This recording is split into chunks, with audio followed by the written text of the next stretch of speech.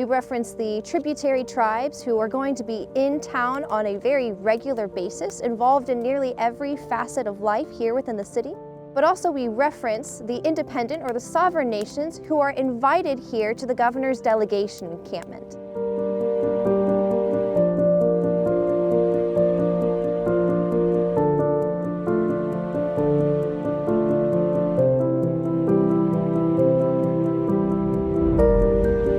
The Mattaponi and the Pamunkey have always occupied their original reservations signed in the mid-17th century. We have 11 recognized tribes, both state and at the federal level. The languages spoken here in Virginia were many.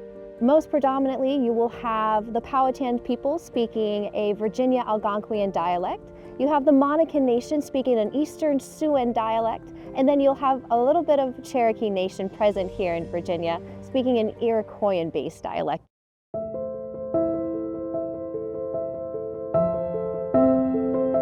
The main thing that brought Native people to Williamsburg in the 18th century is going to be trade.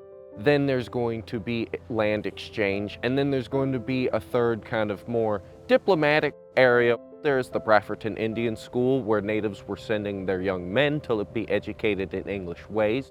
The kinds of clothes that Native people wore in the 18th century are mostly going to be wool goods by this point in time. A lot of people think that leathers are still common, but since most of the things that we would make leather clothing out of are now part of the trade, you're going to see that the English are creating a lot of brightly dyed wool goods for us in the same fashion as the things we wore prior to contact.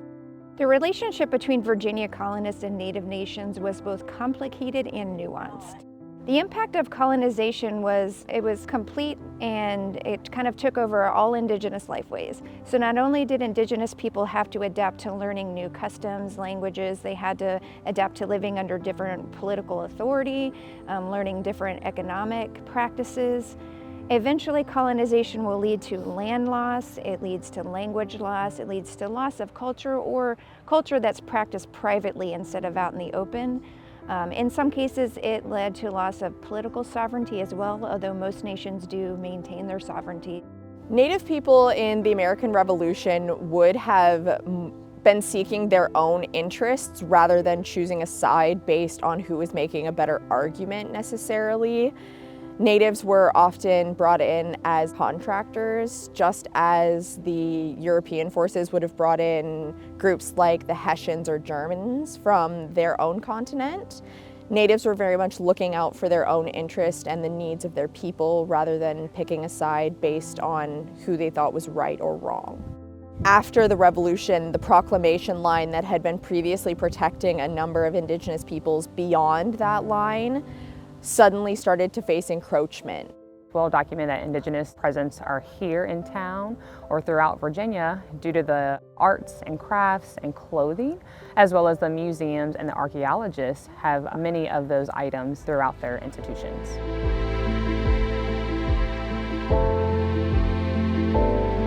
We have this encampment specifically because it was such a permanent presence here within the city.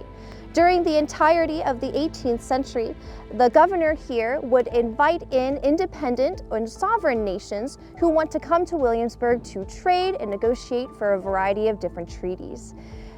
They came so often that the Virginia Gazette eventually stops reporting on it altogether. Here in Williamsburg, we do a variety of different things. We use natural dyes and experiment with color. We make and process natural cordage out of a variety of different fibers harvested locally here in Williamsburg. I process yucca into cordage as well as dogbane and milkweed, all natural fibers that would have been utilized and harvested here by the local tribes. We weave baskets and a variety of other accessories from European wool that would have been traded to the tribes.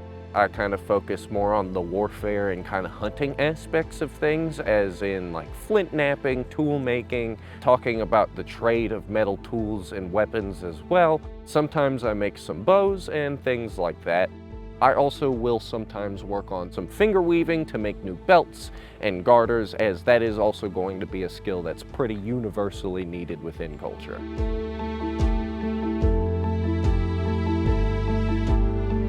The things that we do at the American Indian Encampment are mostly focus our time on informing people and educating people on Indigenous culture during the 18th century and showing how different it was compared to English colonial culture within the same time.